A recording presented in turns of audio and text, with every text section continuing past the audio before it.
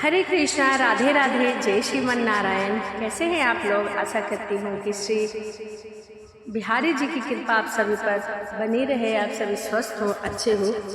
इसी कामना के साथ आज हम सुनेंगे बेईमानी का धन खाने वाले के साथ ईश्वर क्या करते हैं। तो आइए ज़्यादा देरी न करते हुए हम कहानी को सुनते हैं और वीडियो को शुरू करते हैं। एक अंधे भिखारन थी जो हर रोज मंदिर के दरवाजे पर जाकर खड़ी रहा करती थी। दर्शन करने वाले, आने जाने वाले जितने भी व्यक्ति थे वह उसे कुछ न कुछ अवश्य देते थे, क्योंकि वह अपना हाथ बहुत ही नम्रता से फैला देती थी और कहती थी, बाबूजी अंधी हूँ, अंधी पर दया करो। वह जानती थी कि मंदिर में आने वाले लोग सहृदय दयालु होते हैं। उसका यह अनुमान गलत भी नहीं था। आने जाने वाले लोग उसके हाथ में 2-4 पैसे तो रख देते थे और अंधी उसे दुआएं दिया करती थी। सुबह से शाम तक वह वही हाथों को फैलाकर खड़ी रहती थी। उसके बाद मन ही मन भगवान को प्रणाम कर कर और अपनी लाठी के सहारे अपनी झोपड़ी में चली जाया करती थी। एक दिन जब शाम को वह अपनी झोपड़ी की तरफ जा रही थी, तभी 10 साल का एक लड़का उसके करीब आया और उससे लिपट गया। अंधी ने बहुत प्यार से उसके माथे पर हाथ फेरा और बच्चे से पूछा कि तुम कौन हो, कहाँ से आए हो, कहाँ रहते हो। परंतु इस बात का उसे अंदाजा नहीं था। 5 वर्ष हुए आसपास वालों ने उसे अकेला देखा था। इन्हीं दिनों एक दिन शाम के समय लोगों ने उसकी गोद में एक बच्चा देखा। वह रो रहा था और अंधी उसका मुख चूम चूम के उसे चुप कराने में लगी थी। यह घटना कोई असाधारण नहीं थी, तो किसी ने भी यह नहीं पूछा कि यह बच्चा किसका है। उसी दिन से वह बच्चा अंधी के पास रहने लगा और बहुत खुश था। उसको वह अपने ही साथ खिलाती पिलाती थी और अच्छे कपड़े पहनाती थी। अंधी ने अपनी झोपड़ी में एक हांडी गाड़ रखी थी। शाम के समय जो भी वह मांग कर लाती उसी हांडी में डाल दिया करती थी और उसे किसी वस्तु से ढक देती थी। ऐसा इसीलिए करती थी ताकि कोई दूसरा व्यक्ति उसे देखे तो वह यह ना समझ पाए कि यहाँ पर धन अर्जित किया गया है। इसीलिए नॉर्मल तरीके से ही वह रख दिया करती थी। उसे खाने के लिए अन्न बहुत मिल जाता था तो उसी से अपना काम चलाती थी। पहले बच्चे का पेट भरकर खिला लेती और बाद में जो बचता उसे खुद खा लिया करती थी। रात को बच्चों को अपने सीने से लगाकर सोया करती थी। फिर सुबह उस बच्चे को खिला पिलाकर वह मंदिर की तरफ चल देती थी। काशी में एक सेठ बनारसी दास काफी प्रसिद्ध व्यक्ति थे। बच्चा बच्चा उनकी कोठी से परिचित था। वह बहुत देशभक्त और धर्मात्मा थे। उनकी कोठी पर हर समय कर्ज मांगने वालों की भीड़ लगी रहती थी, लेकिन ऐसे व्यक्ति भी उनके पास आते थे जो अपनी पूंजी सेठ के पास जमा कर के रख देते थे। सेठ जी यहाँ रख लिया करते थे। अंधी को भी यह बात का पता चला, लेकिन पता नहीं वह अभी तक अपनी जमा पूंजी यहाँ पर क्यों नहीं रखती। उसके पास अभी तक काफ़ी रुपए हो चुके थे। हांडी लगभग पूरा भर चुका था और उसे डर था कि कभी कोई उस हांडी को चुरा ना ले। एक दिन की बात है, वह शाम के समय अपनी हांडी को लेकर आंचल से छुपाकर सेठ जी की कोठी पर जा पहुंची। सेठ जी वहीं बही खाते में पन्ने को उलट पुलट रहे थे। उन्होंने पूछा, क्या है बुढ़िया? अंधी ने अपनी हांडी उनके आगे खिसका दी और डरते डरते बोली, सेठ जी इसे अपने पास जमा कर लो, मैं अंधी अपाहिज कहाँ रखती फिरूंगी। सेठ जी ने हांडी की ओर देखा और कहा, क्या है इसमें? अंधी ने कहा, भीख मांग मांग कर अपने बच्चों के लिए 2-4 पैसे जमा किए हैं, अपने पास रखने से डरती हूँ, कृपया आप इसे अपनी कोठी में रख लें। सेठ जी ने अपने मुनीम की ओर संकेत किया और कहा। फिर बुढ़िया ने पूछा, तेरा नाम क्या है? अंधी ने अपना नाम मुनीम ने नज़दीक जाकर बताया। उसने उसके नाम पर वह पैसा जमा कर दिया और आशीर्वाद देते हुए अंधी अपनी झोपड़ी की तरफ चल दी। 2 साल बहुत खुशी से बीते। फिर उसके बाद एक दिन उसके लड़के की तबीयत बहुत ही ज़्यादा खराब हो गई। अंधी ने बहुत दवाई कराई, झाड़ फूँक कराई, कई टोने टोटके भी करवाए, लेकिन उसकी तबीयत ठीक नहीं हो रही थी। सारी कोशिशें नाकाम थी। लड़के की तबीयत दिन प्रतिदिन बिगड़ती ही जा रही थी। अंधी का दिल भी टूट रहा था। साहस ने भी जवाब दे दिया था। अब वह निराश हो गई थी, लेकिन फिर ध्यान आया, क्या पता डॉक्टर के इलाज से ही सही हो जाए। इस बात पर विचार कर वह गिरते पड़ते सेठ की कोठी पर जा पहुंची। सेठ जी उपस्थित थे।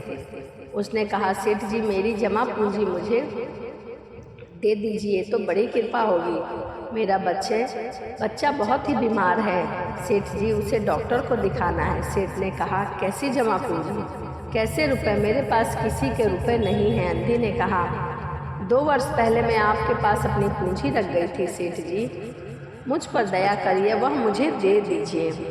सेठ ने मुनीम की ओर रहस्यमय दृष्टि से देखते हुए कहा, मुनीम जी, जरा खाते में देखिए कि इसके नाम पर कोई जमा पूंजी जमा है क्या? अब अंधी की जान में जान आई। पहला उत्तर सुनकर उसे लगा कि सेठ बेईमान है, लेकिन अब सोचने लगा कि हो सकता है सेठ जी को ध्यान ना रहा हो। ऐसे धर्मात्मा व्यक्ति भला कभी झूठ बोल सकते हैं क्या?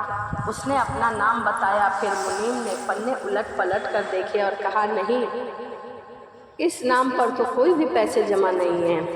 अंधी को जैसे जोर का झटका लगा हो, वह वहीं जमकर बैठ गई और रो रो कर कहने लगी, सेठ जी, परमात्मा के नाम पर, धर्म के नाम पर कुछ दे दीजिए सेठ जी, मेरा बच्चा बहुत बीमार है, मैं जीवन भर आपके गुण गाऊंगी। सेठ जी ने क्रोध में आकर कहा, जाती है या नौकरों को बुलाकर भगा दो। अंधी लाठी टेक कर बड़ी गंभीरता से उठी और आगे जाने लगी। बोली, अच्छा भगवान तुम्हें बहुत दे, और अपनी झोपड़ी की ओर चल दी। बच्चे की तबीयत बिगड़ती ही चली गई। दवा दारू के लिए उसके पास कुछ भी पैसे नहीं थे। एक दिन उसकी तबीयत बहुत ज़्यादा बिगड़ गई। प्राण के लाले भी पड़ने लगे। अंधी निराश हो गई। उसने सेठ जी पर रह कर बहुत ही गुस्सा आ रहा था। सोचने लगी, इतना धनी व्यक्ति है, 2-4 रुपये दे सकता था तो इसका क्या चला जाता। मैं उससे कोई दान तो नहीं मांग रही थी, अपने ही जमा के पैसे मांग रही थी। सेठ जी से घृणा हो रही थी उसे। बैठे बैठे उसे कुछ ध्यान आया और गिरते पड़ते बच्चे को लेकर सेठ जी की कोठी पर जा पहुंची और उनके दरवाजे पर धरना धरकर बैठ गई। बच्चे का शरीर बुखार से तप रहा था। एक नौकर किसी काम से बाहर गया तो अंधी को बैठा देखकर उसने सेठ जी को सूचना दी। तो सेठ जी ने उससे कहा, उसे भगा दो। फिर नौकर ने अंधी को जाने के लिए कहा, लेकिन वह उस जगह से हिली तक नहीं। मारने का डर भी दिखाया, लेकिन डटी रही, वह टस से मस ना हुई। फिर उसने सेठ जी से अंदर जाकर कहा, वह तो वहाँ से हट ही नहीं रही। फिर सेठ जी स्वयं बाहर आए और उसे देखते ही पहचान गए, और उन्होंने जब उस बच्चे को देखा तो बहुत ही आश्चर्यचकित हो गए, क्योंकि उस बच्चे की शक्ल सूरत उनके बेटे मोहन से मिलती थी, जो 7 वर्ष पहले किसी मेले में खो गया था। बहुत ढूंढा पर वह नहीं मिला। फिर उन्हें ध्यान आया कि मोहन की जांघ पर एक लाल रंग का निशान है। अंधे की गोद में बैठे बच्चे की जांघ देखी तो वह निशान वहीं पर था, लेकिन पहले से कुछ बड़ा हो गया था। उन्हें यकीन हो गया कि वह बच्चा उन्हीं का है। उन्होंने तुरंत उस बच्चे को उस बुढ़िया से छीन लिया और अपने कलेजे से लगा लिया। उसका शरीर बुखार से तप रहा था। नौकर को डॉक्टर लाने के लिए भेजा और स्वयं मकान के अंदर चले गए। अंधी बाहर ही खड़ी रही और चिल्लाती रही, मेरा बच्चा मत ले जाओ, मेरा बच्चा मत ले जाओ, मेरा बच्चा मुझे दे दो, मेरे पैसे तो हजम ही कर लिए, अब क्या तुम मेरे बच्चे को भी छीनोगे? ऐसा वह बार बार कह रही थी। सेठ जी बहुत चिंतित थे और बोले, अंधी, यह मेरा बच्चा है, यही एक बच्चा है जो 7 साल पहले खो गया था, अब जाकर मिला है, अब इसे मैं कहीं नहीं जाने दूंगा, लाख प्रयत्न करके इसकी जान बचाऊंगा। अंधी जोर से हंसने लगी, तुम्हारा बच्चा? लाख प्रयत्न करके तुम इसे जान बचाओगे क्योंकि यह तुम्हारा है? यह भी कोई न्याय है? इतने दिन खून पसीना एक करके इसे पाला, अब उसको तुम्हारे हाथ सौंप दूं? सेठ जी अजीब दशा में थे। उन्होंने कुछ समझ नहीं आ रहा था। कुछ देर वहीं खड़े होकर फिर वह मकान के अंदर चले गए। अंधी भी अपनी झोपड़ी के अंदर चली गई। दूसरे दिन पता नहीं क्या भगवान की कृपा हुई, मोहन को डॉक्टर की दवा का असर हुआ। मोहन का बुखार एकदम उतर गया था। जब उसने अपनी आंखें खोली तो सबसे पहले उसकी ज़बान पर माँ शब्द निकला। माँ चारों तरफ आसपास देखकर जब उसे अपनी माँ नहीं दिखी तो उसने बहुत तेज़ी से अपनी आंखों को बंद कर लिया और उसका बुखार अचानक बढ़ने लगा। वह बस एक ही रट लगाए रखा था, माँ माँ। डॉक्टर ने भी जवाब दे दिया। सेठ जी के हाथ पैर फूल गए। उन्हें चारों तरफ अंधेरा ही अंधेरा दिखाई देने लगा। क्या करूं, एक ही बच्चा है, इतने दिन बाद मिला है, अब उसे मौत के मुंह में नहीं डाल सकता। फिर उन्हें अंधी का ध्यान आया तो उन्होंने अपनी पत्नी को बाहर भेजा और कहा कि देख कर आ कि गेट के बाहर क्या अंधी वहीं बैठी है, लेकिन वह वहाँ नहीं थी। सेठ जी तुरंत अंधी के घर की तरफ चल दिए तो उन्होंने देखा कि एक बिना दरवाजे की झोपड़ी थी और अंधी फटे पुराने टाट पर सो रही थी। उसकी आंखों से लगातार आंसू बह रहे थे। सेठ ने जब उसे हिलाया तो पता चला कि उसका भी शरीर बुखार से तप रहा है। सेठ ने कहा, बुढ़िया तेरा बच्चा मर रहा है। डॉक्टर ने भी जवाब दे दिया, वह रह रहकर तेरा ही नाम रट रहा है। अब तू ही उसके प्राण बचा सकती है। चल मेरे साथ, और मेरे नहीं लेकिन अपने बच्चे को तो बचा ले। अंधी ने कहा, मर रहा है तो मर जाने दो, मैं तो मर ही रही हूँ। वैसे भी वह सुख में नहीं, हम दोनों माँ बेटे स्वर्ग में मिलेंगे। मैं वहाँ पर हर दिन उसकी अच्छे से सेवा चाकरी किया करूँगी। सेठ जी रो दिए। आज तक उन्होंने किसी के सामने सर नहीं झुकाया था और आज उन्होंने अंधी के पांव पकड़ लिए और रो कर कहने लगे, ममता की लाज रख लो बुढ़िया, आखिर तुम भी उसकी माँ हो।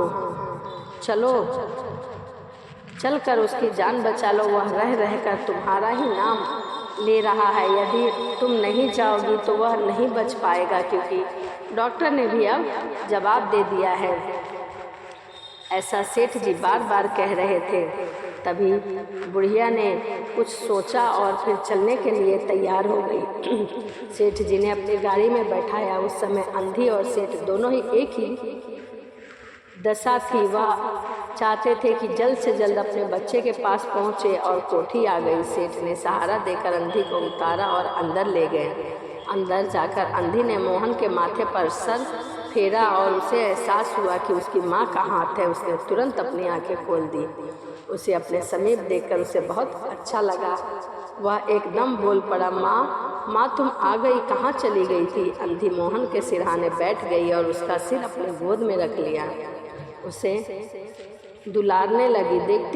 देखते ही देखते वह बच्चा ठीक होने लगा और 10 से 15 दिन में वह एकदम ठीक हो गया। जो काम हकीम नहीं कर सके, वेद की पुड़िया और डॉक्टर भी नहीं कर सके, वह काम अंधी के प्यार ने कर दिया।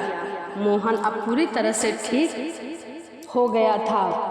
बाद में उस अंधी ने विदाई मांगी। सेठ जी ने अंधी से बहुत विनती की कि वह यहीं रुक जाए, पर वह न रुकी, परंतु वह सहमत नहीं हुई। जब वह जाने लगी तो सेठ जी ने उसे रुपए की एक थैली उसके हाथ में दे दी। अंधी ने पूछा कि आखिर इसमें क्या है? सेठ ने कहा, यह तुम्हारी धरोहर है। बुढ़िया बोली, मेरा वह अपराध? अंधी ने बात काट कर कहा, सेठ जी मैंने तो यह रुपए तुम्हारे मोहन के लिए इकट्ठा किए थे, उसी को दे देना। अंधी ने थैला वहीं ही रख दिया और लाठी टेकती हुई बाहर चली गई। उस समय फिर एक बार वह अपने कोठे पर चली गई और आंसू बहाने लगी। वह अपने घर चली गई, परंतु वहाँ नहीं रुकी। तो यह एक माँ और प्यार की कहानी थी और बेईमान का धन खाने वालों के साथ ईश्वर कैसा न्याय करते हैं उसकी कहानी थी। तो चलिए इसी के साथ वीडियो को यहीं समाप्त करते हैं और मिलते हैं अगली वीडियो में। वीडियो आपको अच्छी लगी हो तो कमेंट में राधे